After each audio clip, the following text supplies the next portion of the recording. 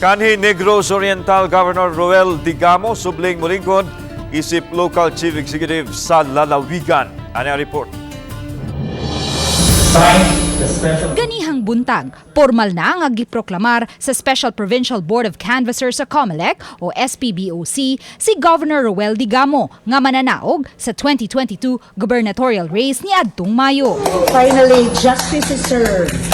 Sa updated certificate of canvass, migawas nga nakakuha si Degamo og 331,726 votes. Batok sa iyang kaatbang nga si Governor Pryde Henry Teves nga nakakuha og 301,319 votes. Gipahigayon ang canvassing subay sa writ of execution nga gi-issue ni Chairman George Erwin Garcia. Gidugang sa SPBOC nga ang mga boto nakuha sa mi kandidato nga si Roel Degamo Gaudia human kini gideklarar nga nuisance candidate. Gimando usab sa COMELEC and Bank nga bawion ang deklarasyon ni Teves isip gobernador sa lalawigan.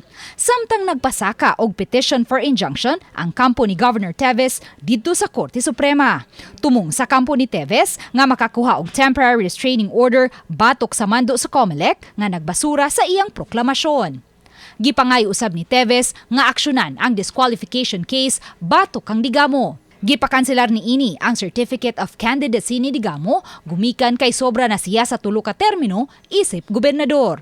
Sa iyang weekly radio program, misaad si Teves nga mukanaog siya sa posisyon kun imando sa Korte Suprema. Ang sistema is gikan sa COMELEC, kung murul sila against me, they will ask the DLG to enforce it.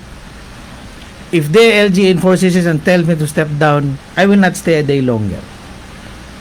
If Supreme Court comes in and rules in their favor, I will not stay a day longer. But of course, if the Supreme Court rules in my favor, then atong ipadayon ang mga plano nga kaayuhan nga atong ipadala.